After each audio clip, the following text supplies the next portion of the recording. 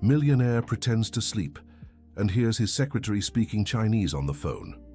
Richard Mitchell kept his eyes closed, pretending to doze in his leather chair while listening intently to every word coming from Jennifer's mouth.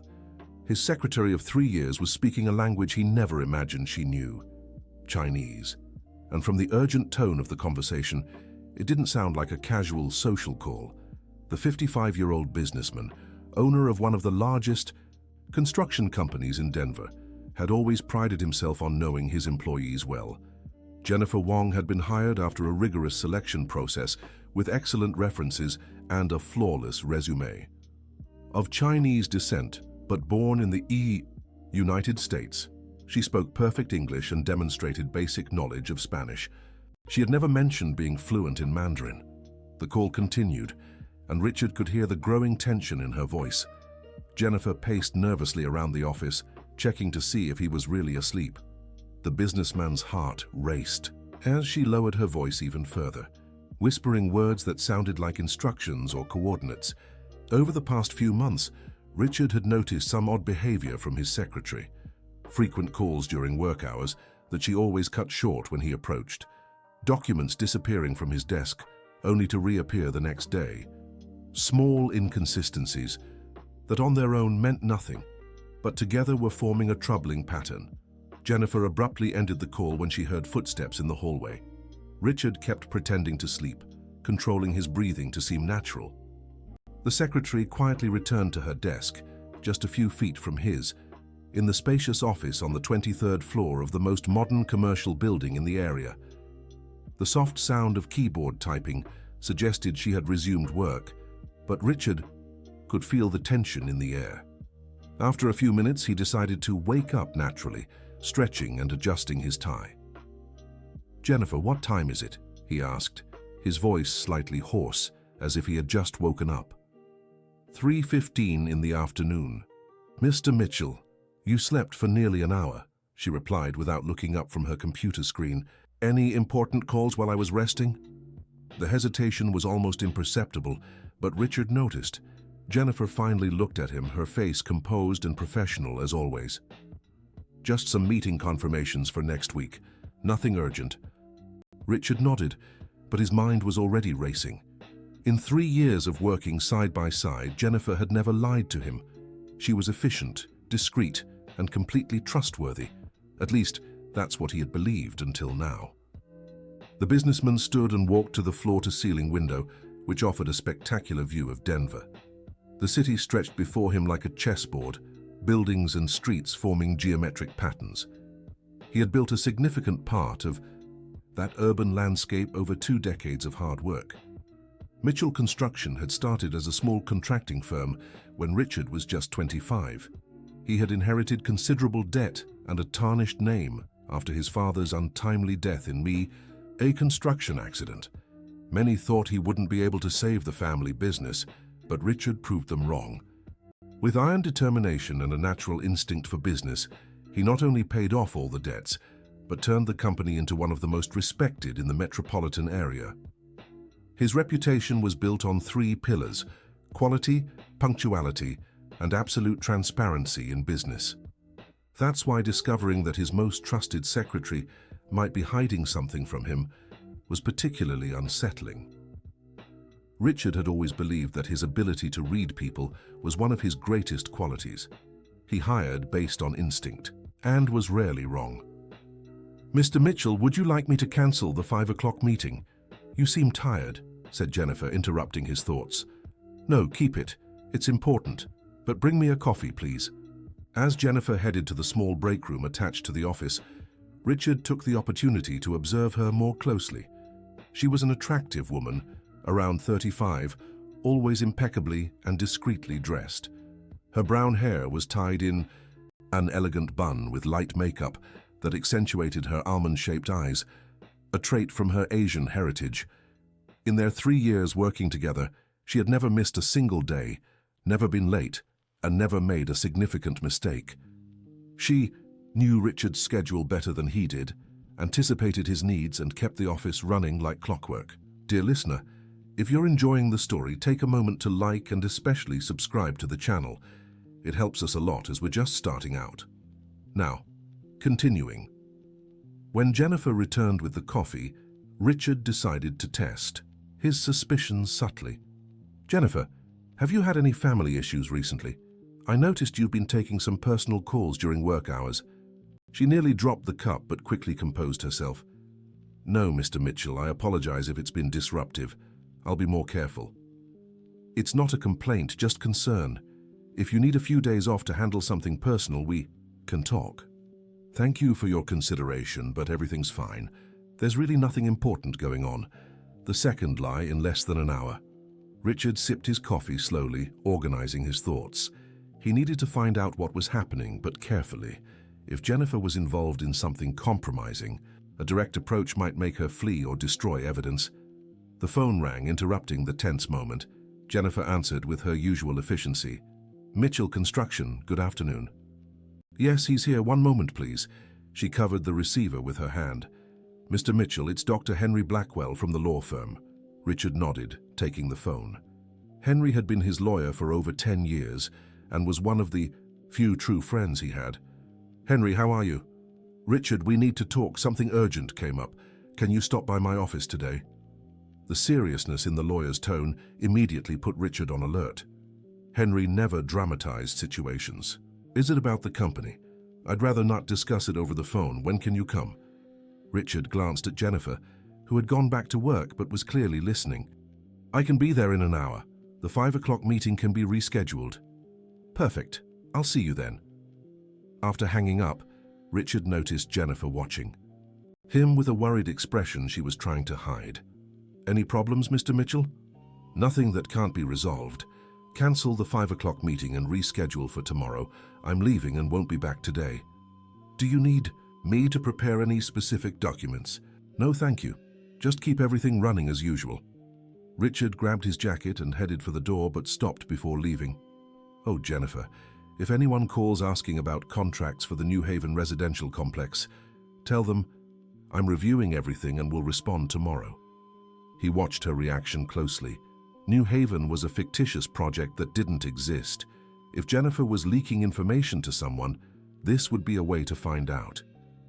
New Haven. Understood. Mr. Mitchell. Satisfied with the test, Richard left the office. In the elevator, his mind raced with possibilities. Corporate espionage was common in the construction industry, especially for important bids. Perhaps Jennifer was being blackmailed or coerced, or even worse, maybe she had been a plant from the very beginning. Attorney Henry Blackwell's office was located in the historic downtown Denver, in a classic 1940s building that had been restored while preserving its original architecture. Richard had always appreciated the contrast between the traditional setting and the lawyer's sharp modern mind. Henry greeted him in the conference room with a stack of documents on the table and a serious expression Richard rarely saw. Have a seat, Richard. We need to discuss something quite serious. What is it? I received an anonymous call this morning. Someone is investigating your company, and you personally. They asked very specific questions about your contracts, especially the most recent ones. Richard's stomach tightened. What kind of questions? Details about materials used, suppliers, construction timelines. But the most concerning were the questions about your personal life, where you live, your daily routine, who you associate with. Do you think it could be related to a bid I'm participating in? It's possible, but this seems broader. The caller knew details that aren't in public records. Information only someone very close to you would know. Henry's words echoed in Richard's mind like an alarm. Someone close. His secretary speaking Chinese, the lies, the mysterious calls. Henry, I need your help with something delicate. I suspect someone in my company may be leaking information. Do you have any specific suspicions? Richard hesitated. Accusing Jennifer without concrete proof could be a terrible injustice, but ignoring the signs would be just as irresponsible. My secretary has been acting strangely.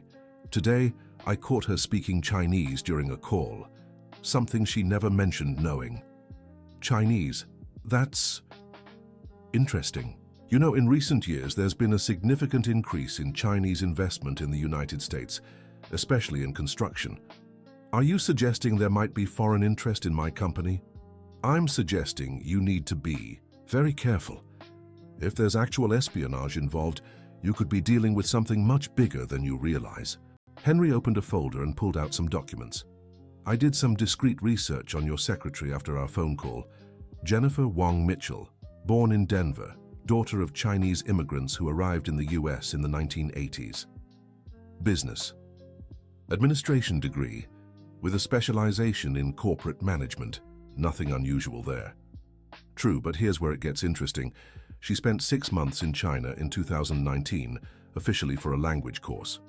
However, the address she provided corresponds to an area in Beijing where several construction and engineering firms are concentrated. A chill ran down Richard's spine. Are you saying she might have been trained for espionage? I'm saying the coincidences are piling up in a concerning way. And there's more. Henry showed another document. The company that hired her before yours, Horizon Builders, went bankrupt 6 months after she left. The owner claimed there was a leak of strategic information to competitors. Why didn't you tell me this when I hired her? Because there was no reason to suspect anything back then. She had excellent references from other jobs and no apparent connection to the bankruptcy. Only now, putting the pieces together, does the pattern become clear. Richard stood and walked to the window, watching the street below. Ordinary people coming and going, living their simple lives, while he was just realizing he might have been manipulated for 3 years. What do you suggest I do?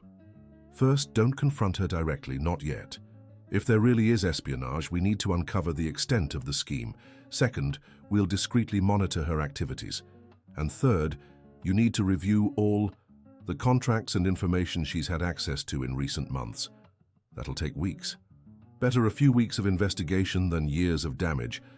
Richard, if your company has been infiltrated, other competitors might be gaining unfair advantages in bids. This doesn't just affect you, it undermines the entire integrity of the market. The businessman sank back into the couch, feeling the weight of responsibility. He had built his reputation on honesty and transparency, and discovering he might be a victim of manipulation was like a punch to the gut. How do we monitor her activities without raising suspicion? I have a trusted private investigator, discreet and efficient. He can start observing her movements outside the office. Meanwhile, you should act normally but stay alert to everything she does. What about the test I ran today? I mentioned a fake project to see if she'd pass the information along. Excellent idea. In the next few days, we'll see if anyone asks about this so-called New Haven complex. If they do, we'll have our confirmation. Henry closed the documents and leaned forward, his expression grave. Richard, there's something else you should know. The anonymous tip I received wasn't the first. In the last 2 weeks, 3 other lawyers in the city got similar inquiries about construction business owners. Other business owners are being investigated too? Seems that way. All with profiles like yours, mid-sized, successful companies with good reputations and active participation in public bids. The gravity of the situation became clear to Richard. This wasn't an isolated case. It was something much broader and organized. Do you think we should warn the other business owners? Not yet. First, we need to be sure of what's happening. If we alert everyone now and there's no real scheme, we could cause unnecessary panic. But if there is, our premature investigation might tip off those responsible. Richard agreed, though the weight on his shoulders felt immense. The meeting ended with Henry promising to put the investigator to work immediately, and Richard committing to watch Jennifer's every move closely in the coming days. On the drive home, Richard steered his Mercedes through the streets of Denver, lost in thought. He passed places he'd helped build, structures that bore his mark of quality and punctuality. The idea that his own company might be used against him was devastating. His home was in Cherry Hills, an upscale neighborhood with a privileged view of the mountains. It was a modern but understated residence, a reflection of Richard's personality, successful but discreet. He'd lived alone since his divorce 5 years ago, a painful process that had made him even more guarded. Melissa, his ex-wife, had always complained he was obsessed with work and didn't know how to trust people. Maybe she'd been right about the distrust, and maybe that would prove useful now. Once inside, Richard went straight to his home office, where he kept copies of all the company's important contracts and documents. If there really had been a leak, he might be able to spot a pattern in the compromised projects. For the next 3 hours, he pored over contracts, proposals, and reports from the last 6 months. Jennifer had access to all of them. She was responsible for organizing and filing the documentation. Gradually, a pattern began to emerge. 3 bids that Richard had considered practically won had been lost in recent months to competitors who presented slightly better proposals. In all cases, the winning companies had made offers that were just a few $1,000s below his, as if they knew exactly what number to beat. The phone rang, interrupting his analysis. It was an unknown number. "Hello? Mr. Mitchell, this is Johnson & Brothers Construction. We're interested in discussing the New Haven residential complex." Richard's blood ran cold. The fictitious project he had mentioned to Jennifer just a few hours earlier. The trap had worked. "I'm sorry, but I think there's been a mistake. I don't have any project by that name." "But we received information that you were developing a project with that name in the metropolitan area. Who gave you that information?" There was a pause. "A contact in the industry informed us. Perhaps there was some confusion." "Most likely. Good evening." Richard hung up with his heart racing. The confirmation was clear. Jennifer was indeed leaking company information, but to whom and for what purpose? He immediately called Henry, even though it was almost 9 at night. "Henry, the trap worked. Someone's already asking about the fake project." "That was quick. Confirms our suspicions about your assistant. Did you get the name of the company that called?" "Johnson & Brothers. I know them. They're direct competitors." "Interesting. I'll look into that connection too. Richard, from now on you need to be extremely careful about what you say around her and keep acting normally so she doesn't get suspicious." "Henry, I'm starting to question everything. 3 years of blindly trusting this woman. How many contracts have we lost because of this? Don't torture yourself over what's already happened. Right now, we need to focus on uncovering the full extent of the problem and how to fix it." After hanging up, Richard poured himself a whiskey and stepped out onto his home's balcony. The nighttime view of Denver stretched before him, a sea of lights that usually calmed him. But tonight it only deepened his sense of vulnerability. He thought about Jennifer, how she had become such a crucial part of the office routine. She knew his habits, his preferences, his personal schedule. She could tell when he was stressed, when he needed space, when he was worried about a project. She was the person he spent the most time with daily, more than any friend or family member, and now he was discovering it might all have been an elaborate act. The efficiency, the dedication, the apparent loyalty, maybe none of it was genuine. The feeling of betrayal was almost physical, like a punch to the chest. The next morning, Richard arrived at the office determined to observe every detail of Jennifer's behavior. She greeted him with her usual professional courtesy, offered coffee, and presented the day's agenda as she always did. "Good morning, Mr. Mitchell. How was your meeting with Dr. Henry yesterday?" The question, seemingly innocent, sounded like an alarm in Richard's mind. He hadn't mentioned meeting Henry specifically. "It was productive, thank you. Routine legal matters." "Anything that might affect our schedule this week?" Again, the interest seemed excessive. Richard decided to test her once more. "Possibly. Depending on what Henry finds out about that New Haven complex matter, we might have to reevaluate some contracts." Jennifer jotted something down on her notepad, trying to appear casual, but Richard noticed her hand trembling slightly. "Do you need me to prepare any documents related to that project?" "Not yet. I'll wait for more information before making any decisions." The day passed with an underlying tension that only Richard noticed. Every move Jennifer made, every call she received or placed, every document she handled, everything was being watched and assessed. During lunch, Richard decided to leave the office to meet with the private investigator Henry had hired. They arranged to meet at a discreet cafe downtown. Charles Wilson was an ordinary-looking man in his 40s who would blend into any crowd, exactly the ideal profile for a private investigator. He had been a police officer for 15 years before opening his own agency. "Mr. Blackwell gave me the basic details of the situation," Charles said after the initial greetings.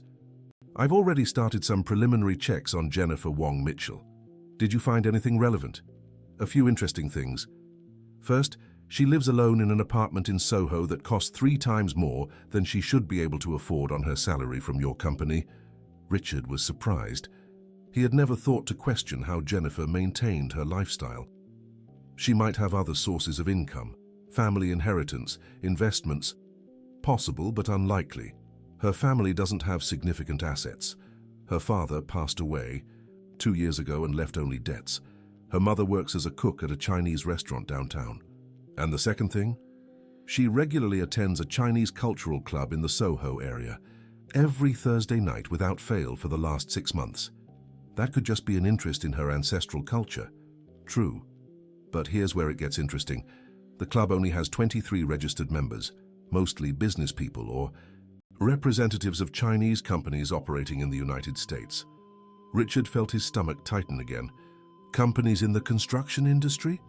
At least 3 that I've identified so far, and all with interests in public bids in the Denver metropolitan area. The conversation was interrupted when Richard's phone rang. It was Jennifer. "Mr. Mitchell, where are you? There's an urgent call about the City Hall project. They want a meeting this afternoon." "Which project are they talking about?" "The bid for the new administrative center. They said there's been a change in the criteria and want to hear from all competitors again." Richard didn't like the urgent tone. Public bids followed strict procedures, and last-minute changes were rare and suspicious. "Who called exactly?"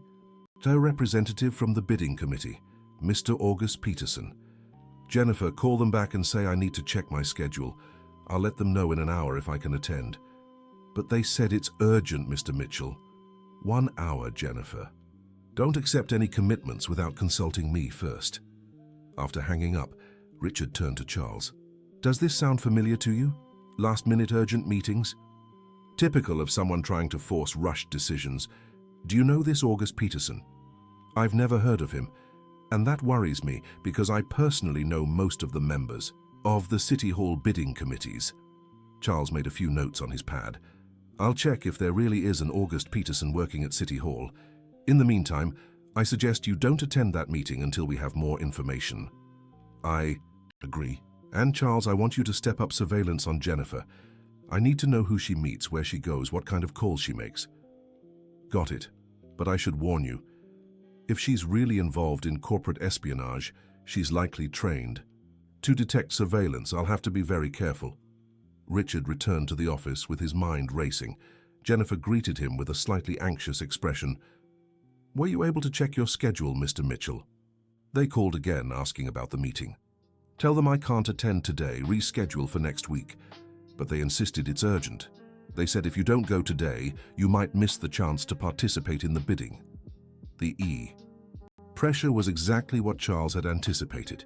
Richard decided to stand firm. "Jennifer, I won't attend last-minute meetings without verifying their legitimacy first. Call City Hall and confirm if this August Peterson actually works there." He saw a shadow of worry cross her face. "Of course, Mr. Mitchell, I'll check right away." Jennifer picked up the phone and dialed City Hall. Richard pretended to focus on other documents while listening to the conversation. "Hello, Denver City Hall.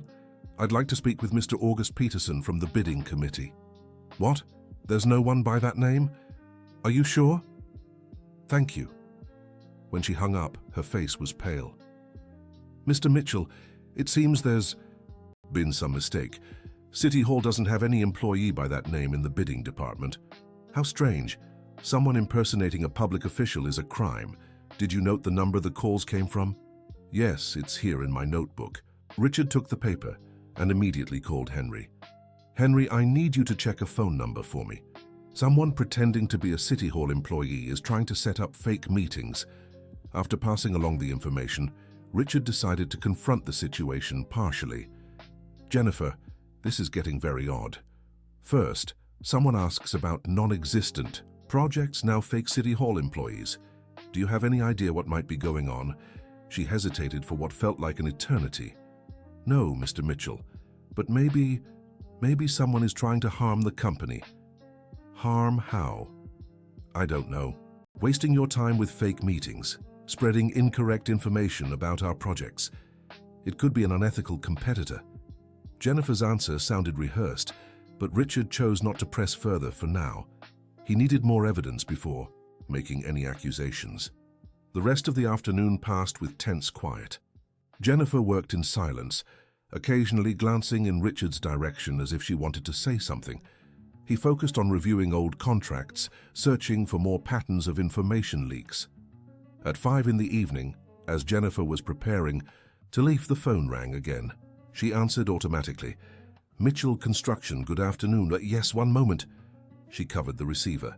"Mr. Mitchell, it's someone asking about the New Haven complex again." Richard gestured for her to transfer the call. "Hello? Mr. Mitchell? This is South Mountain Developers. We heard you're working on a residential project called New Haven and would like to discuss a potential partnership. Where did you get that information?" "An industry contact shared it with us. They said it's a promising project in the metropolitan area." "I'm sorry, but I don't have any project by that name. Perhaps you were misinformed. But we've been told you're in the early planning stages and looking for investors." Richard realized the level of detail was increasing. Someone wasn't just mentioning the name New Haven, but creating an entire story around the fictional project. "I'm sorry, but I definitely don't have that project. Good afternoon." After hanging up, Richard turned to Jennifer, who had heard the whole conversation. "This is getting stranger by the minute. 2 companies in 2 days asking about the same non-existent project. It really is very strange, Mr. Mitchell. Do you think we should file a report?" Jennifer's suggestion surprised him. If she really were the source of the leak, why would she suggest involving the authorities? "I'll talk to Henry first. He understands these legal matters better." "Of course, Mr. Mitchell, if I may, I'd like to do some investigating on my own. I can try to find out where these companies are getting their information." Richard hesitated. On one hand, if Jennifer were innocent, her help would be valuable. On the other, if she were guilty, he'd be giving her the chance to cover her tracks. "Don't worry about that, Jennifer. I'll let Henry handle the investigation." "As you wish. Then I'll be going. See you tomorrow, Mr. Mitchell." After she left, Richard immediately called Charles. "Charles, Jennifer just left. The second company called asking about the fake project, and now with more details. The situation is escalating." "Interesting. That means the information isn't just leaking, it's being actively refined and distributed. I'll follow her tonight to see where she goes." "Be careful. If she really has training, she might notice she's being followed." "Don't worry, I've got experience with this." Richard stayed in the office late, trying to process everything he'd uncovered over the past 2 days. The feeling of being manipulated was constant now, as if every word he said, every decision he made, could be monitored and used against him. Around 8 in the evening, he decided to head home. In the elevator, he ran into Dr. Robert Johnson, owner of an engineering firm that occupied the 15th floor of the same building. "Richard, how are you?" Robert greeted him. "I heard you're working on an interesting project, the New Haven complex." Richard's blood ran cold. Now people he knew personally were asking about the fictitious project. "Robert, where did you hear that?" "My secretary mentioned she got a call from someone looking for partners to invest in the project. I found it interesting because you usually come to me when there are collaboration opportunities." "Who called your secretary?" "I don't know the details, but it was this afternoon. The person said you were in the early stages and looking for partner companies for a large-scale development." Richard quickly said goodbye and left the building disturbed. The situation was spreading far too quickly. It wasn't just competitors making discreet inquiries. It was an active campaign to involve other firms in the fake project. On his way home, his phone rang. It was Charles. "Richard, important update. Jennifer didn't go home after work. She went straight to the Chinese cultural club I mentioned yesterday." "But you said she only goes there on Thursdays." "Exactly. Today's Tuesday, and she seemed very anxious when she arrived, like she was late for an important meeting."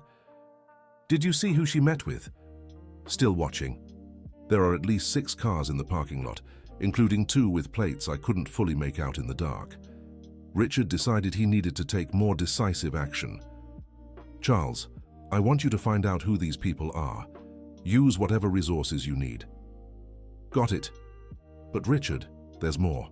When she arrived at the club, she was greeted by a well-dressed man around 50, who seemed to be waiting specifically for her. Did you get a look at his face? Partially. I'll try to take some photos when they come out. Dear listener, if you're enjoying the story, please take a moment to like and especially subscribe to the channel.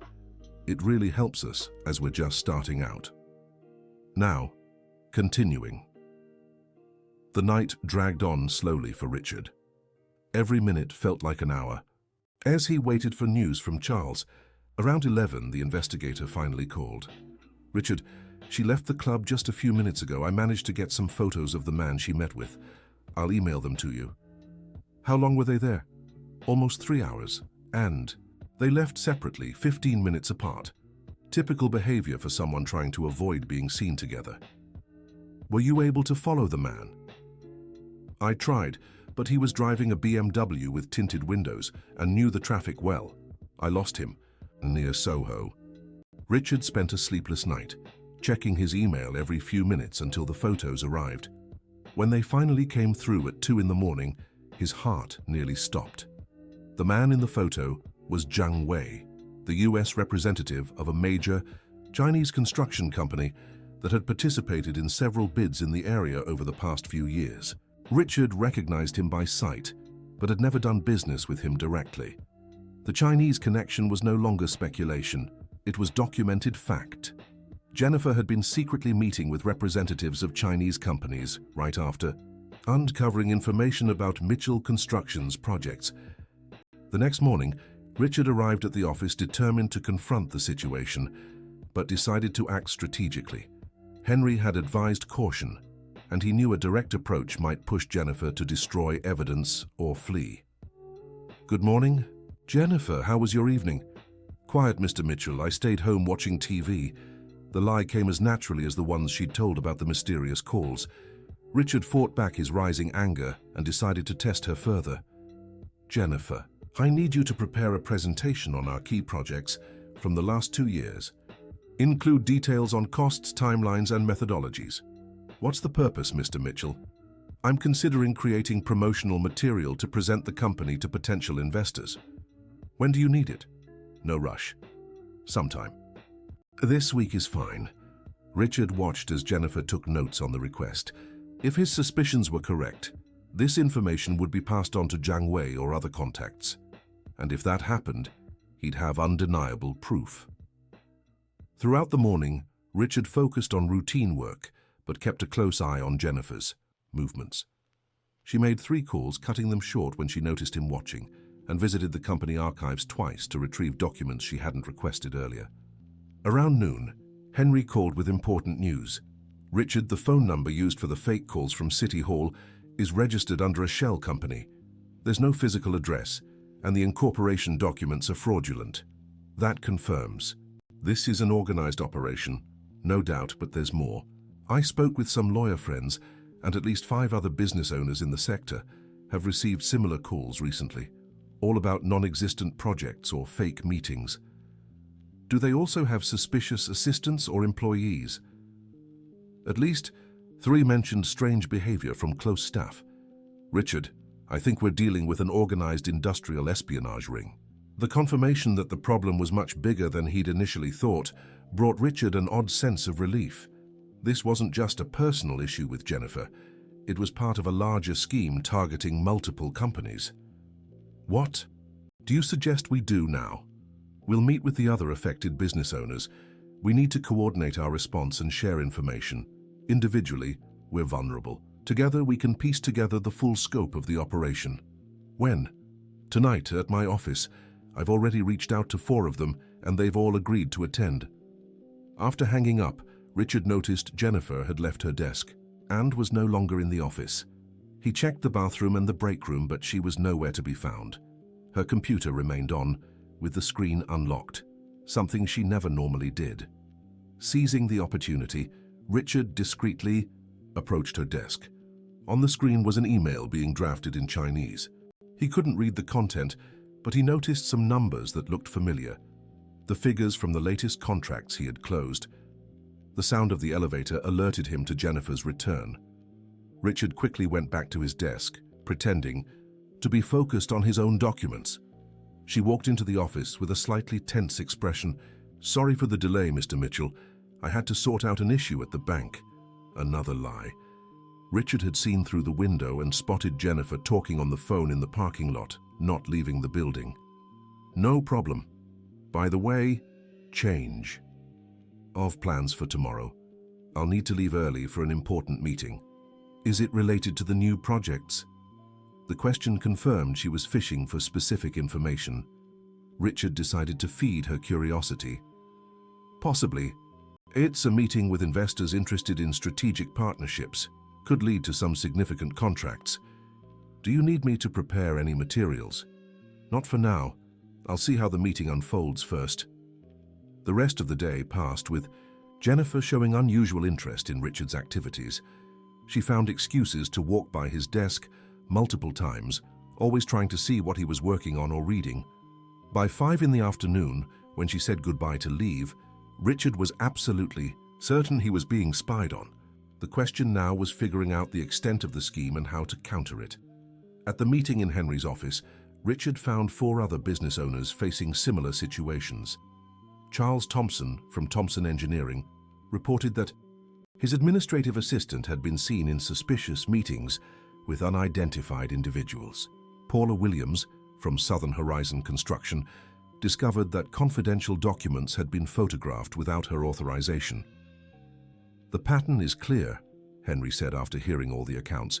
"Infiltration of employees close to the business owners, systematic collection of strategic information, and organized distribution of that intel to specific competitors." "But what's the end goal?" Paula asked. "Just winning bids, or is there something bigger at play?" "Good question," Charles Thompson replied.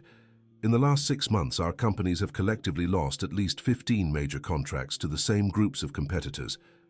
Richard did quick mental math. "We're talking over 50 million in lost contracts." "And that's just what we've identified so far," Henry added. "If this scheme has been running longer, the numbers could be much higher." The discussion continued for 2 hours, with each business owner sharing details of suspicious situations they had previously overlooked. Gradually, the portrait of a sophisticated, well-coordinated operation emerged. "We need to decide how to proceed," Henry said. "We can confront the suspicious employees individually or coordinate a broader investigation." "If we confront them, now they might alert the rest of the network," Paula pointed out. "Maybe it's better to keep investigating discreetly until we have solid evidence." "On the other hand," Charles argued, "every day that passes, more information could be leaking. We can't let this go on indefinitely." Richard had stayed quiet for much of the discussion, processing everything he'd heard. Finally, he spoke up. "I propose a coordinated test. Each of us will create specific false information and share it only with the suspicious employees. If this information surfaces in the market, we'll have our confirmation. And after that? Then we confront everyone at once, so no.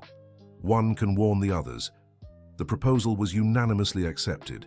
Each business owner would create a fictional project with specific details and monitor how the information spread. The next day, Richard arrived at the office with an elaborate plan. He had prepared fake documents about a supposed $40 million contract to build a hospital complex in the metropolitan area. The documents contained convincing technical details and specific deadlines. "Good morning, Jennifer. I need you to organize these documents for the North Regional Hospital project. It's confidential for now, but it'll be our biggest contract this year." He saw the immediate interest in her eyes. "Any special filing instructions, Mr. Mitchell? Keep it in a separate folder and don't mention it to anyone. The contract hasn't been officially signed yet." "Of course. May I review the documents to better understand the project?" "Absolutely. In fact, it'd help if you prepared an executive summary. You might need to present the key points to potential partners." Jennifer devoted herself to the fake documents with an enthusiasm she rarely showed. All morning she asked specific questions about schedules, costs, and technical aspects of the non-existent project. Around noon, Charles called with troubling news. "Richard, it worked. I've already received 2 calls from companies asking about the North Regional Hospital. One of them specifically mentioned the $40 million figure. How long has it been since I gave the documents to Jennifer? Less than 4 hours. The speed of the information spread is impressive.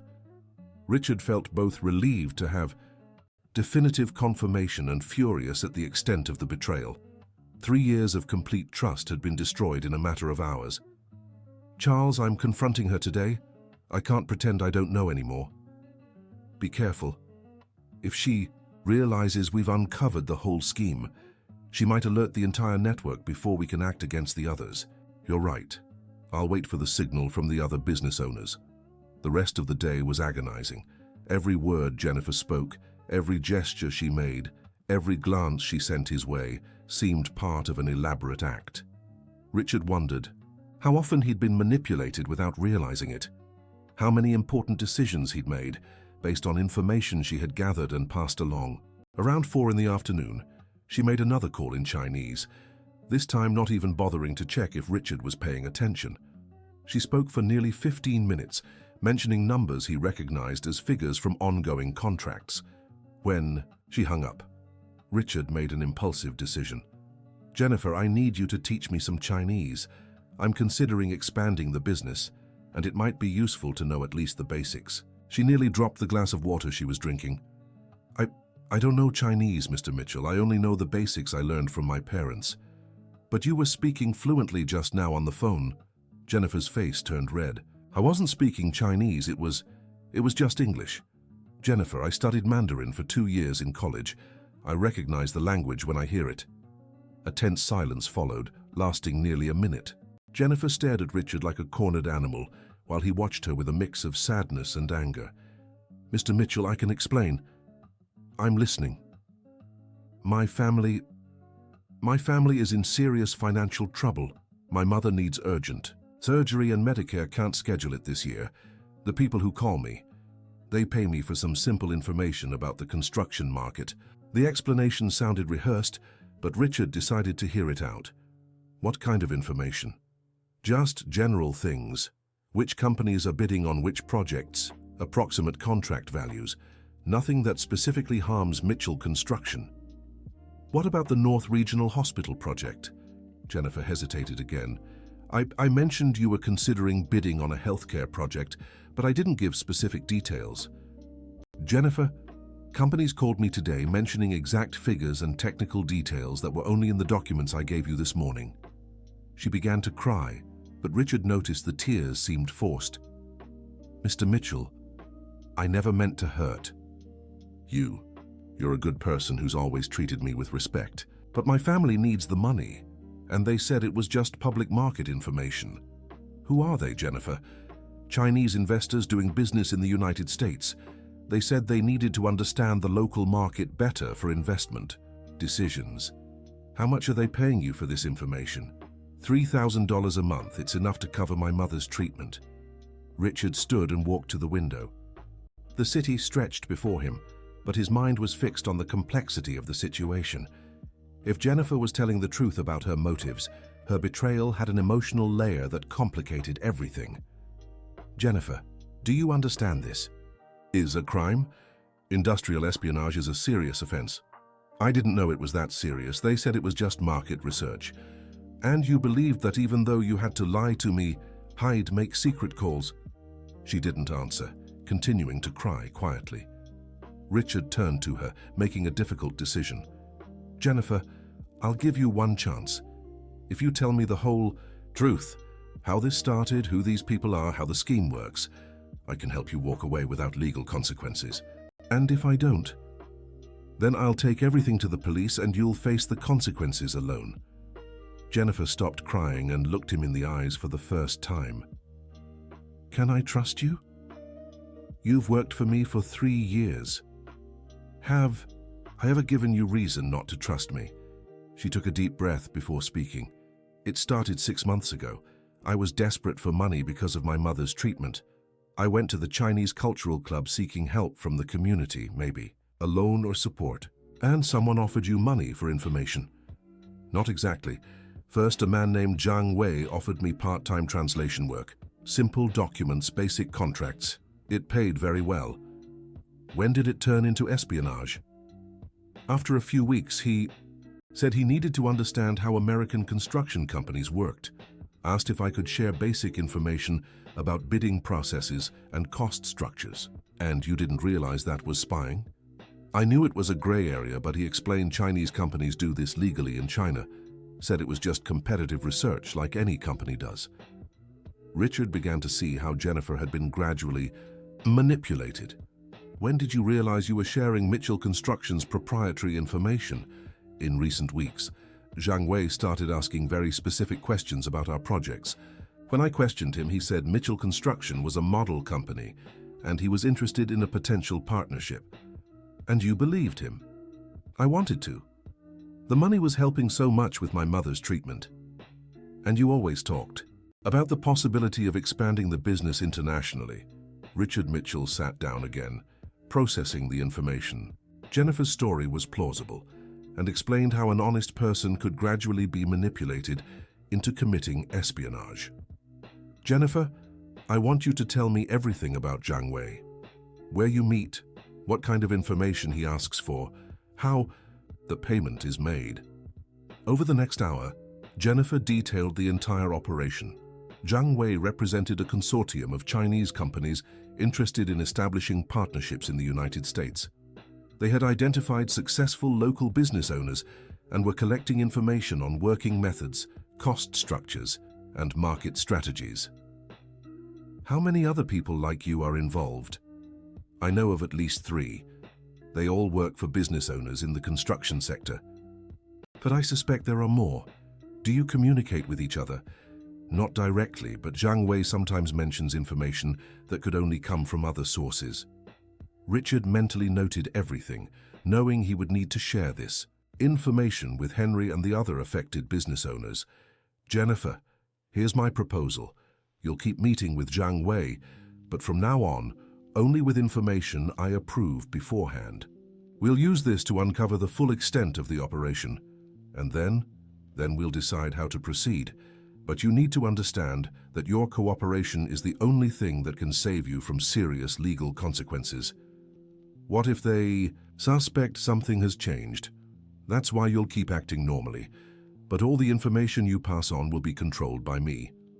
Jennifer agreed to the plan, though it was clear she was frightened by the situation she had gotten into. Richard spent the rest of the afternoon mentally reorganizing everything he knew about the past few months. Many decisions he had attributed to competitors' intuition or luck now made sense in the context of industrial espionage.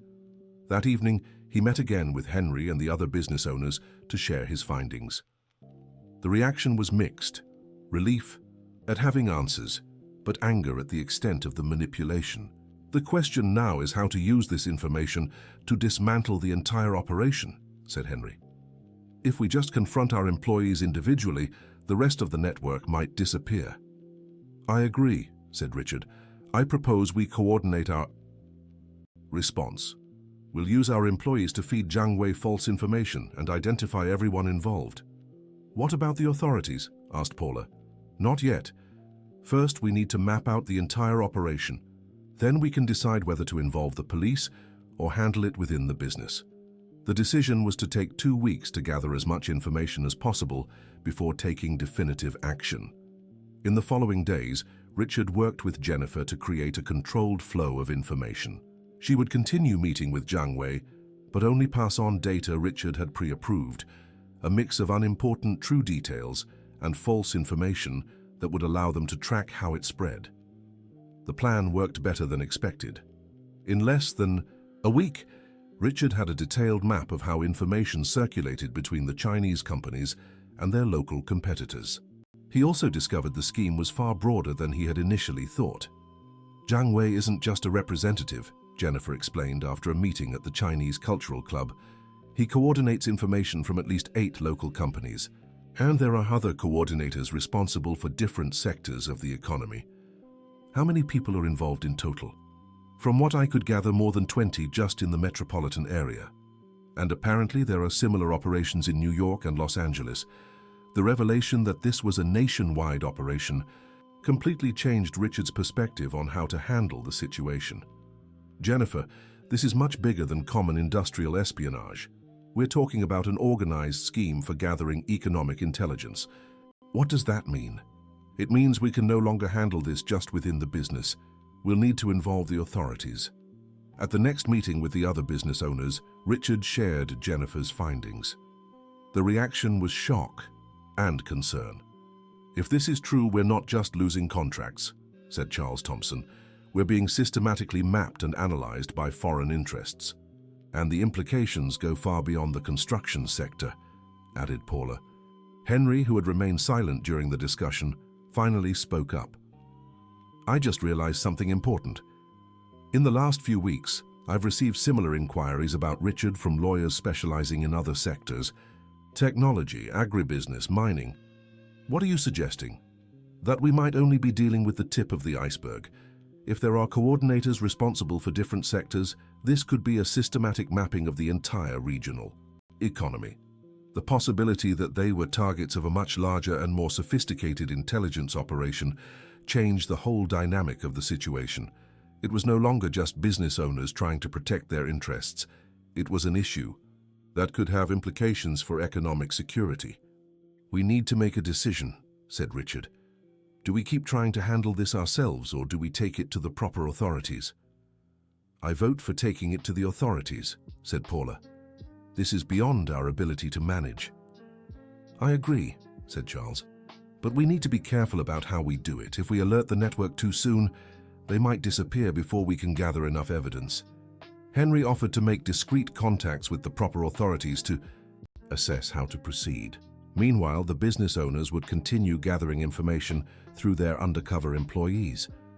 Over the following week, Richard kept working with Jennifer to map out the operation. She was clearly nervous about the situation, but cooperated, fully seemingly relieved not to be alone in the problem anymore. "Jiang Wei is getting impatient," she reported after a meeting. "He wants more specific details about future contracts and is offering more money." "What kind of details?" "Exactly. Information about bids that haven't been publicly announced yet. Cost structures that would allow them to make highly competitive offers. And details about companies you consider partners or competitors." "What did you tell him?" "That I need more time to gather this information without raising suspicions." Richard realized Jiang Wei was increasing the pressure, possibly because he suspected something had changed. It was risky to keep playing this game much longer. "Jennifer, I think we're reaching the limit. If he starts suspecting you're being less cooperative, he might investigate and uncover our strategy. What do you want me to do?" "At the next meeting, tell him you've obtained information about a very large contract, but need guarantees that your family will be protected if anything goes wrong." "What contract?" "We'll create something impressive. A $200 million project supposedly being negotiated in absolute secrecy. The idea was to create information so valuable that Jiang Wei would be forced to reveal more about his operation or involve higher-ups who could provide more clues about the scheme's full scope. The plan worked perfectly. When Jennifer mentioned the fictitious $200 million project, Jiang Wei showed immediate interest and scheduled a special meeting for 3 days later, mentioning he would bring someone important to hear the details. "He seemed very excited," Jennifer reported. "And he said something about finally a real opportunity for a strategic partnership. This confirms they're not just gathering information to win bids. There's a bigger goal." The night before Jennifer's special meeting with Jiang Wei, Richard received a call from Henry with important news. "Richard, I got in touch with the proper authorities. There's official interest in the situation, and they want to meet with us before any definitive action." "What kind of authorities?" "A department specialized in economic crimes. Apparently, there were already suspicions about similar activities in other regions." "Does that mean we're not the only ones?" "Definitely not." "Richard, I think we've uncovered something very significant." The meeting with the authorities was scheduled for the day after Jennifer's meeting with Jiang Wei. The timing would be perfect to present any new information she managed to gather. On the day of the special meeting, Jennifer was visibly nervous, but determined to complete the mission. Richard briefed her on what details to share about the fictitious project and what questions to ask to get more information about the operation. Remember, if you feel the situation is getting dangerous, leave immediately. It's not worth taking unnecessary risks. I understand, Mr. Mitchell. And thank you for not turning me over to the police when you found out everything. Everyone makes mistakes, Jennifer. What matters is how we handle them afterward. Jennifer's meeting with Jiang Wei lasted 3 hours. When she returned to the office late that afternoon, she brought information that completely changed Richard's understanding of what they were facing. Jiang Wei didn't come alone, she reported. He brought an older man, very well dressed, who spoke perfect English, but with a Chinese accent. He asked very specific questions about government infrastructure in the region. What kind of questions? About public transportation projects, port construction, airport expansions, things that aren't directly related to private construction. And what about the fictitious project you presented? They were very interested but asked strange questions. They wanted to know about security aspects, access control, communication systems, as if it were a military project, not residential. Richard realized they might be dealing with something much more serious than commercial industrial espionage. Jennifer, did they mention anything about long-term goals or other similar projects? The older man said something about preparation for the next phase, and Jiang Wei mentioned that information about strategic infrastructure was especially valuable at the current moment. Did they schedule another meeting? Yes. Jiang Wei wants to meet with me next week to discuss opportunities for broader collaboration. He said there might be permanent positions on their team for people with access to strategic information. Richard understood the situation, had escalated beyond anything he could handle as a business matter. This wasn't just industrial espionage. It was possibly intelligence gathering on national strategic infrastructure. Jennifer, there won't be another meeting. This has gone beyond what we can handle alone. What does that mean for me? It means you'll cooperate fully with the authorities, and if you do, you'll likely come out of this as a witness, not a defendant. The following morning, Richard, Henry, and the other business owners met with the authorities' representatives in a private room at Henry's office. The group included 2 agents specializing in economic crimes and a representative from a department that didn't fully identify itself. After hearing all the reports and reviewing the collected evidence, the unidentified representative spoke up. Gentlemen, you've uncovered part of a much larger operation we've been investigating for over a year. Your information is extremely valuable in helping us complete our understanding of the scheme. What kind of operation? Richard asked. Systematic collection of economic and infrastructure intelligence. What you identified in the construction sector is just one aspect. There are similar operations in technology, energy, telecommunications, and other strategic industries. And what's the ultimate goal? A detailed mapping of the United States economic infrastructure, identifying vulnerabilities and opportunities for influence, and preparing for long-term strategic investments. The explanation made Richard understand why Jiang Wei had shown interest in security and government infrastructure details. What do you need from us now? Your cooperation to complete the evidence-gathering operation. Your employees will continue meeting with their contacts, but now under our supervision and with information we'll provide. For how long? A few weeks at most. We need to identify the entire network and gather enough evidence for legal action. Richard felt a mix of relief and apprehension. On one hand, he was handing responsibility over to those equipped to handle it. On the other, his company would be part of an official operation for weeks. What about confidentiality? Our businesses can't suffer from unnecessary exposure. We understand completely. Everything will be handled in a way that protects your companies and reputations. The goal is to dismantle the espionage network, not harm your legitimate business activities. In the days that followed, Richard's routine changed entirely. Jennifer continued working as usual, but now her meetings with Jiang Wei were coordinated by the authorities.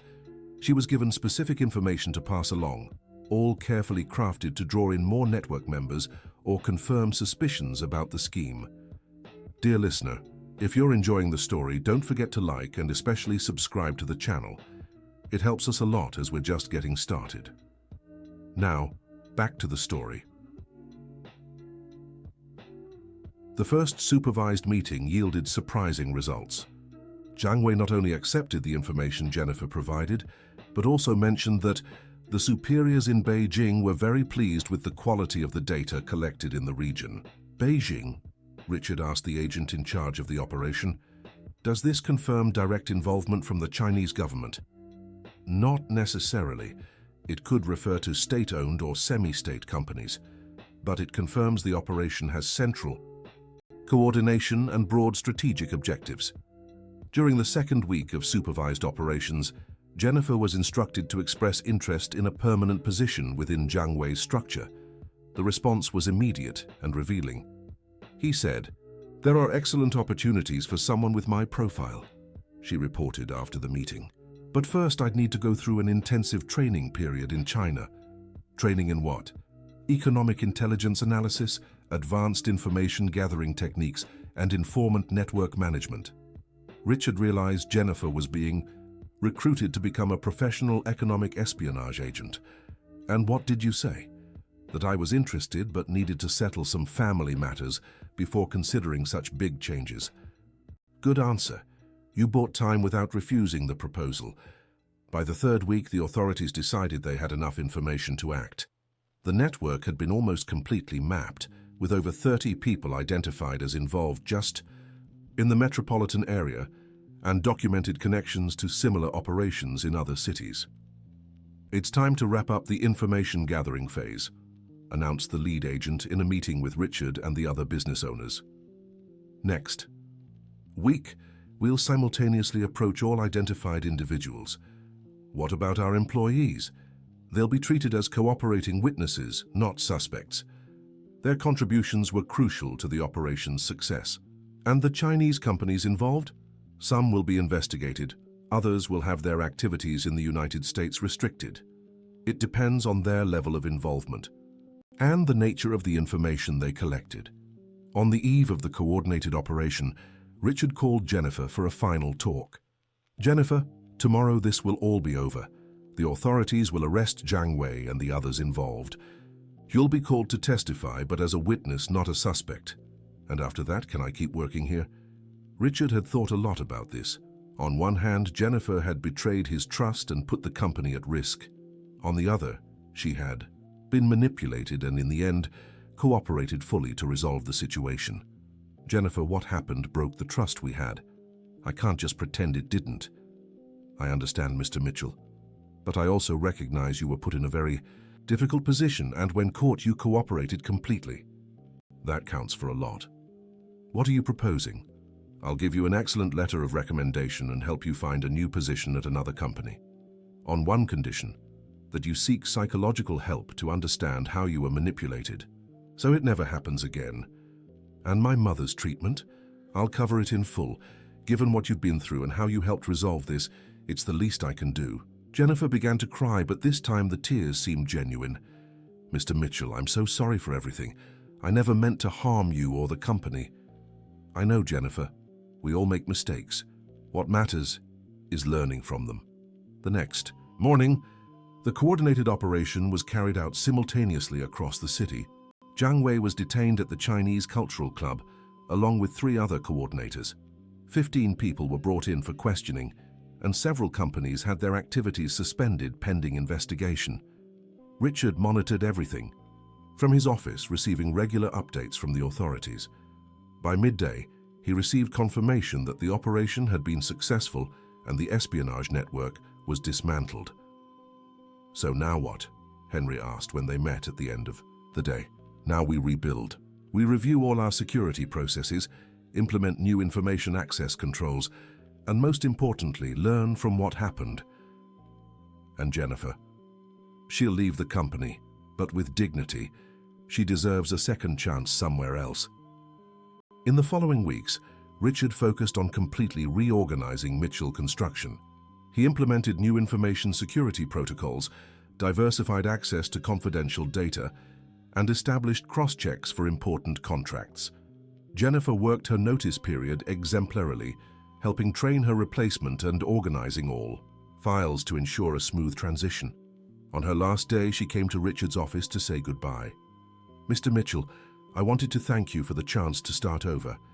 I found an excellent position at a logistics company, and they were very impressed with your recommendation letter. I'm glad to hear that. And your mother's treatment. The surgery was a success. She's recovering well. Without your help, this wouldn't have been possible. Jennifer, I hope you've learned something important from all this. I've learned that there are no easy shortcuts in life, and that good people, like you, deserve total honesty. After she left, Richard Mitchell was alone in his office reflecting on the past few months. The feeling of betrayal had faded, replaced by a deeper understanding of the complexity of human motivations. His new secretary, Mary, was a 50-year-old woman with 20 years of experience in the industry. She didn't have Jennifer's youthful spark, but she brought a stability and maturity that Richard had come to greatly appreciate. 6 months after the end of the espionage operation, Richard met with Henry Blackwell to assess the results. "How's business?" the lawyer asked. "Surprisingly well. With the spying over, we've started winning bids at a normal rate again. And we've implemented controls that have made the company more efficient overall. And the other affected business owners. They've all reported similar improvements. Paula Williams said she's never had a year as good as this one. And you personally? How are you handling everything that happened?" Richard thought for a moment before answering. "I've learned that trust is important, but verification is essential. I won't assume I fully know the people around me anymore, but I also won't become paranoid. It's a difficult balance." "And Jennifer, have you heard from her recently?" "She's doing very well at her new company. Mary keeps in touch occasionally and says she seems to have truly learned from the experience." "Do you think you'll ever fully forgive her?" "I already have, Henry. I understand she was in a desperate situation and was manipulated by professionals. What bothers me now isn't the personal betrayal, but how close we came to falling into a much bigger trap." "And has that changed your view on international business?" "It's changed my view on the need for information security. Globalization brings opportunities, but also risks that didn't exist before. We have to be prepared for both." A year after the events, Richard received an unexpected call. It was Jennifer. "Mr. Mitchell, I hope you don't mind me calling. I wanted to share some news." "Of course, Jennifer. How are you?" "Very well. Actually, I've been promoted to operations manager at the company where I work, and I have a proposal to make." "What kind of proposal?" "The company I work for is expanding into construction, and I'd like to propose a partnership with Mitchell Construction. Everything would be absolutely transparent and official." Richard smiled. The irony of the situation wasn't lost on him. "Jennifer, you know I appreciate the honesty of the invitation. Send the proposal details through the official channels, and we'll review it like any other business opportunity." "Thank you, Mr. Mitchell, and thank you for giving me the chance to prove I've changed." After hanging up, Richard reflected on how situations can transform in unexpected ways. 3 years ago, Jennifer had been his trusted secretary. 2 years ago, he'd discovered she was spying for foreign interests. Now she was proposing a legitimate business partnership. Life, he thought, rarely follows the scripts we imagine. Mary entered the room with his afternoon coffee, interrupting his thoughts. "Mr. Mitchell, is the 4 o'clock meeting about the new shopping center project?" "Yes, Mary. And this time I'm sure we know exactly who's involved and why." She smiled, understanding the indirect reference to past events. "It's good when everything is transparent and straightforward, isn't it?" "Definitely. Transparency might just be the most valuable thing in business." That afternoon, while leading the meeting about the shopping center project, Richard realized how much had changed in the last 2 years. Not just in terms of security and corporate controls, but in understanding the complexities of human relationships and the challenges of a globalized world. Mitchell Construction was stronger than ever, but in a different way. Not just because it was bigger or more profitable, but because it was more aware, more prepared, and more resilient. And Richard knew this strength came not from avoiding difficulties, but from facing them head-on and learning from them. 2 years after the end of the espionage operation, Richard was in his office preparing the company's annual presentation when he received a call that surprised him. "Mr. Mitchell, this is the Economic Crimes Division.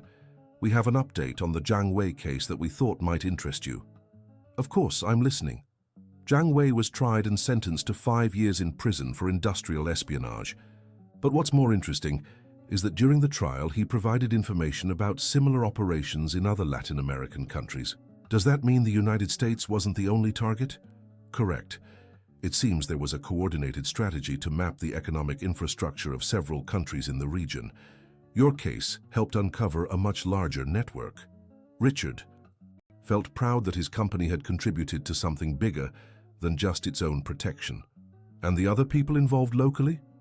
Most received suspended sentences or community service. They were considered more victims of manipulation than actual criminals. And Jennifer Wong Mitchell specifically? She wasn't criminally prosecuted. She cooperated fully and was deemed a victim of economic coercion, but she's listed in the case as an important witness. After hanging up, Richard realized how fairly the whole situation had been resolved. Jiang Wei, the true mastermind behind the operation, had been properly punished. People like Jennifer, who had been manipulated, were given a second chance. And the affected companies had managed to protect and strengthen themselves. That evening, alone in his office, Richard looked out the panoramic window at the city he had helped build. Denver stretched out before him, a mosaic of buildings, streets, and vibrant life. He thought about all the lessons he'd learned in recent years, the importance of trust, but also verification. The value of second chances, but also accountability. The need to be open to the world, but also prepared for its risks. His company was now stronger, more secure, and more aware. He himself was wiser, though perhaps a little more cautious. And the city kept growing with new projects, new challenges, and new opportunities. Mary came in to say goodbye before leaving. Mr. Mitchell, tomorrow we have the meeting with the investors for the Clearwaters residential project. I've prepared all the documents you requested. Thank you, Mary. And this time, I'm absolutely certain everyone attending has legitimate reasons to be there. It's a good feeling, isn't it, knowing everything is transparent? A very good feeling. Good night, Mary. Good night, Mr. Mitchell. Alone again, Richard put the documents away on his desk, turned off his computer, and got ready to go home. Tomorrow would be another workday with new challenges and opportunities. But now he was prepared to face any situation with the wisdom gained from experience. Mitchell Construction wasn't just a successful company. It was a company that had been tested and emerged stronger. And that, Richard thought as he headed to the elevator, was the true measure of success in the modern world. On his way out of the building, Richard Mitchell ran into Paul Wilson, a young engineer who had started working at the company the previous month. Paul greeted him respectfully. Good evening, Mr. Mitchell. How was your day? Productive, Paul, and yours? How are you adjusting to the company? Very well, sir. Everyone has been very welcoming. And I must say I'm impressed with the quality and safety controls you've implemented. Okay, it's rare to see a company so well organized. Richard smiled, remembering that those controls had been implemented as a direct result of the events with Jennifer and Jiang Wei. Paul, may I give you some advice? Of course, Mr. Mitchell. Never underestimate the importance of transparency and honesty in business. It might seem like being more flexible with the truth brings short-term advantages, but in the long run, integrity is always the safest path. I understand perfectly. Sir? It's a philosophy I admire at Mitchell Construction. Great.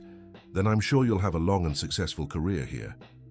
As he drove home through the streets of Denver, Richard reflected on how rewarding it was to give advice based on real experience, not just theories. The past few years had been difficult, but also extremely educational. Arriving home, he poured himself a whiskey and stepped out onto the balcony as he did every evening. The view of the illuminated city always calmed him, reminding him that he was part of something bigger than his own problems and successes. His phone buzzed with a text message. It was from Henry. Richard, I heard today that the operation you helped uncover led to the dismantling of similar networks in 3 more countries. You should be proud of what you've achieved. Richard typed a reply. Henry, what we've achieved. I couldn't have handled this alone. The response came quickly. True teamwork has always been your greatest strength. As he admired the night view, Richard thought about how life had surprised him in recent years. He had started as a successful businessman, though perhaps a bit naive about the risks of the modern world. Now he was an even more successful businessman, but with a much deeper understanding of the complexities of global business. The experience with Jennifer and Zhang Wei had been painful but also transformative. It taught him that success doesn't come just from hard work and good strategy, but also from constant vigilance and preparation for threats that aren't always obvious. More importantly, it taught him about forgiveness and second chances. Jennifer had betrayed his trust, but for understandable reasons and after external manipulation. Giving her a chance to rebuild her life was one of the decisions he was most proud of. The phone rang, interrupting his thoughts. It was Melissa, his ex-wife. "Richard, how are you?" "Melissa, what a surprise. I'm doing well. And you?" "I'm good too. Actually, I called because Henry told me about that complicated situation you faced with industrial espionage. I wanted to make sure you were handling everything okay." Richard was touched by her concern. Despite the divorce, Melissa had always shown genuine care for his well-being. "I'm handling it very well, thank you for asking. It was a tough experience, but also very educational. Henry told me you showed a lot of maturity in how you dealt with your assistant. That doesn't surprise me, but it makes me proud." "Thank you, Melissa. I've learned that sometimes people do the wrong things for the right reasons, and that deserves consideration. I always knew you had a good heart, Richard. Sometimes it was just hidden behind your work obsession. Maybe this experience helped me find a better balance." "I'm glad to hear that. Richard, I'd like to invite you to dinner sometime. Not as a romantic date, but as friends. I think we have a lot to catch up on." Richard hesitated for a moment. His relationship with Melissa had ended amicably, but they rarely spoke since the divorce. "That would be lovely, Melissa. Whenever you'd like." "How about next Saturday? I know a new restaurant I think you'd enjoy."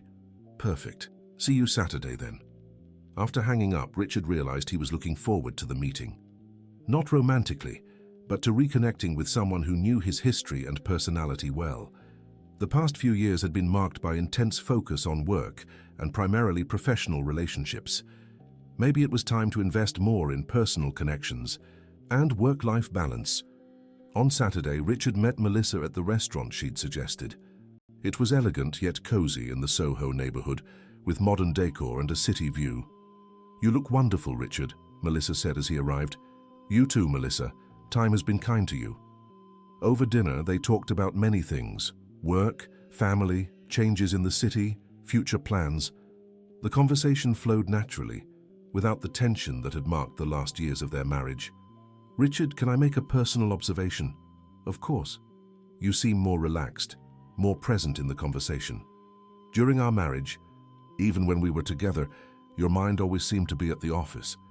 I think going through that espionage experience made me rethink a lot of things, including how to balance work and personal life." "And what conclusions did you reach?" "That professional success without personal fulfillment is incomplete, and that meaningful relationships are just as important as lucrative contracts." Melissa smiled. "That's real growth. I always knew you had it in you. You just needed to discover it yourself." "You were always wiser about these things than I was." "Not wiser, just with different priorities. But I think our perspectives are more aligned now." The evening was pleasant and enlightening. When they said goodbye, Richard felt he'd regained not just a friendship, but also an important perspective on his own life. On Sunday, he did something he hadn't done in years: spent the entire day without thinking about work.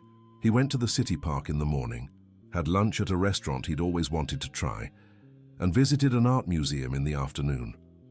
During his walk in the park, he ran into several acquaintances and had interesting conversations about topics unrelated to business. It was eye-opening to realize how much of life he'd missed by always being work-focused. On Monday, he arrived at the office with a fresh outlook. Mary noticed immediately. "Mr. Mitchell, you look well rested. Did you have a good weekend?" "Excellent, Mary. And you know what? I didn't think about work once after Friday evening." "That's wonderful. We all need time to recharge." "True, and speaking of which, Mary, how's your family?" It's been a while since I asked about your son at university. Mary's face lit up. Thank you for asking. He's in his final year of engineering and already landed a great internship. I'm so proud. What kind of engineering? Civil. Actually, he often says he'd love to work at a company like ours someday. When he graduates, tell him to apply. There's always room for talented, well-trained young people. Really? He'd be over the moon. The conversation with Mary was another confirmation of how small personal gestures can make a big difference in workplace relationships. Throughout all the years with Jennifer, he had rarely asked about her personal life beyond basic courtesies.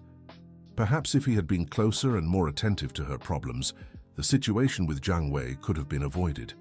Or at least, she might have felt more comfortable seeking help before accepting the espionage proposal. During the week, Richard implemented a new routine, dedicating at least 15 minutes each day to talk with his employees about non-work-related matters. It was surprising to discover how many interesting lives and personal stories existed within the company. Charles, the senior engineer, was writing a book about the history of architecture in Denver. Anna, from accounting, volunteered in a financial education project for underprivileged communities.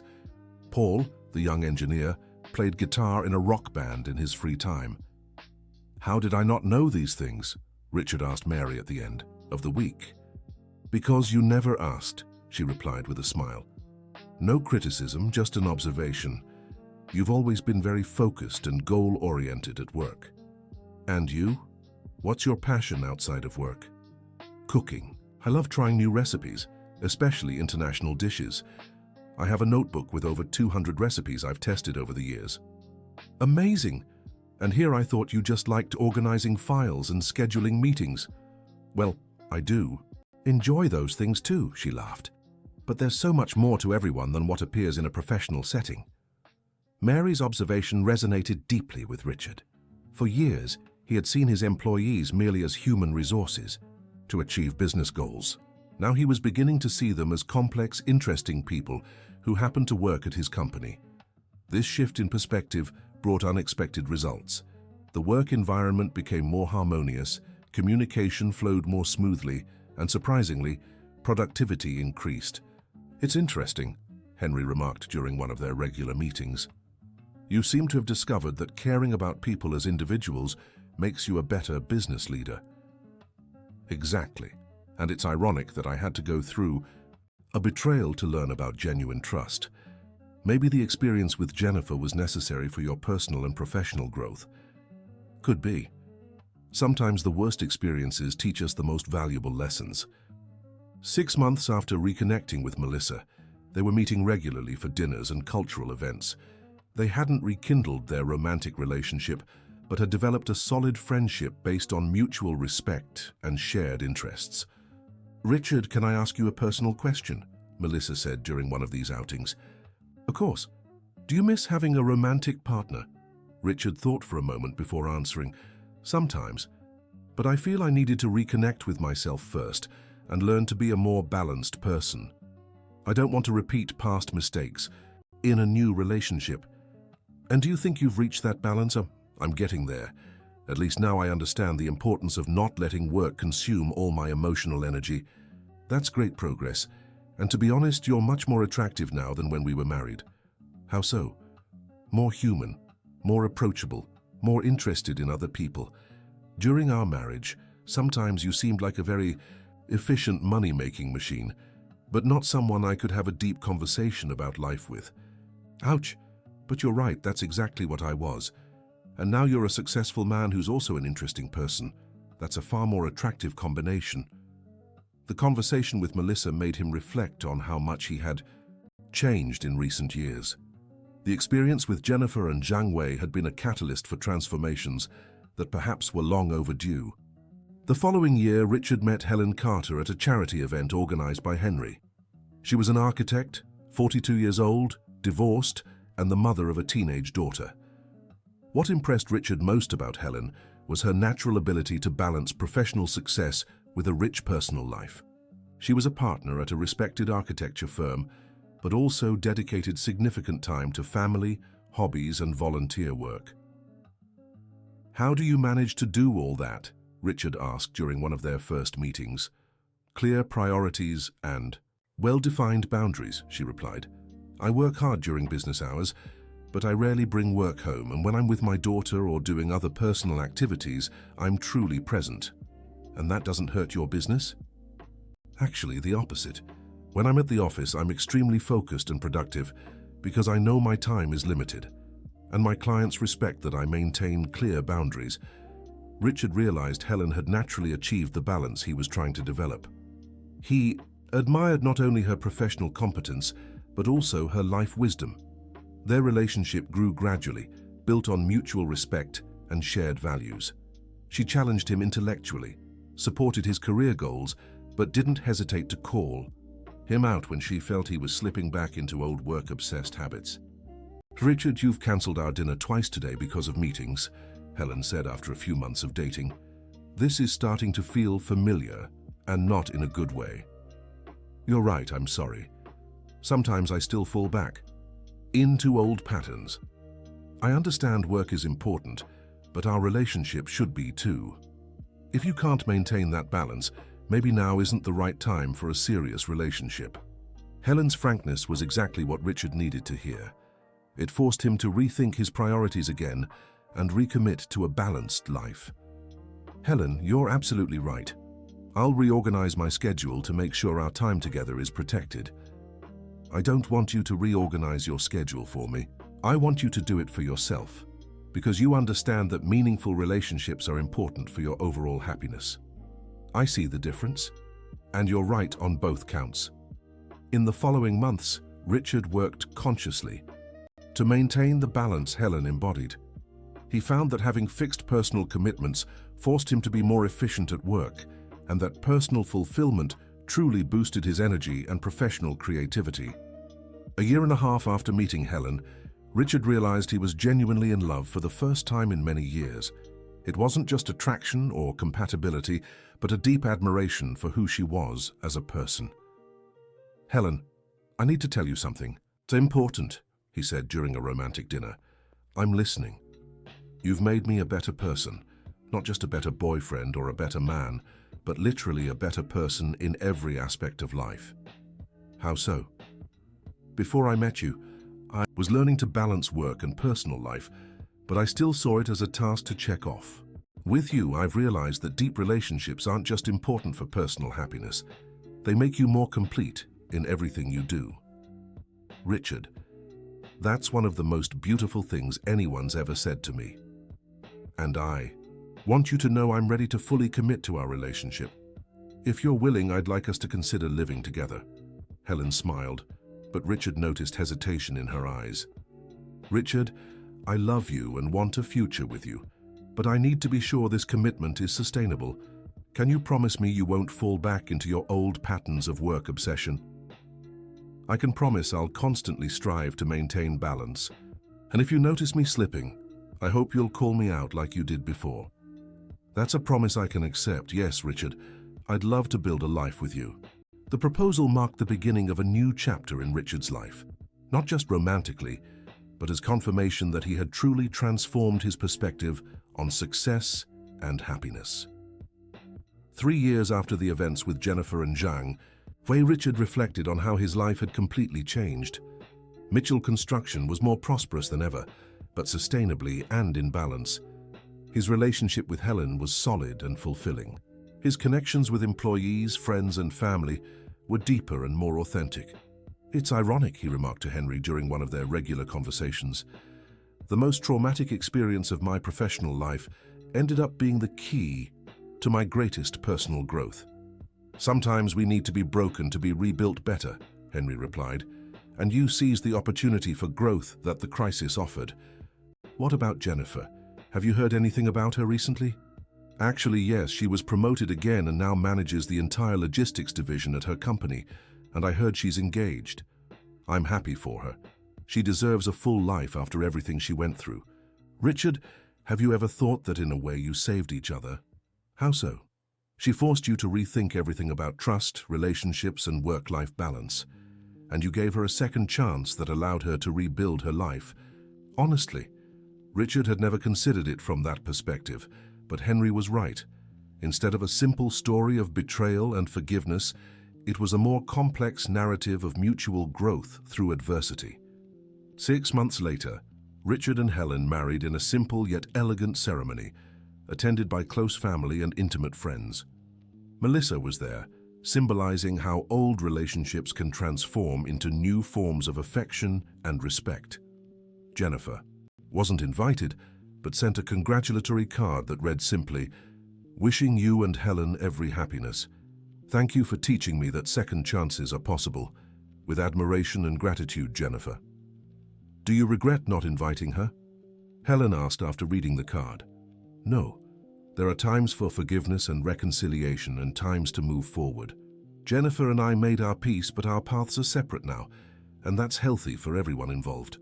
"I agree, and I think it's lovely that she remembered to send her best wishes." During their honeymoon in Aspen, Richard and Helen talked at length about future plans, both personal and professional. They decided they wanted to expand their family. Helen was considering having another child, and Richard found himself excited about the possibility of fatherhood. "Do you think you'd be a good father?" Helen asked during a romantic walk through the town gardens. "Honestly, 3 years ago I would have said I didn't have time to be a father. Now I think it would be one of the most enriching experiences I could have." "What changed?" "I realized that deep relationships, whether with you, friends, or children, don't drain energy from professional life. They fuel energy for every part of life." And that's exactly the answer I hope to hear. End of the story. Now tell us what you thought of this story and where you're watching from. If you have something to share with us, leave your sincere thoughts in the comments. Do you think Richard made the right decisions in dealing with Jennifer? We'd love to hear your opinion. Thank you so much for joining us.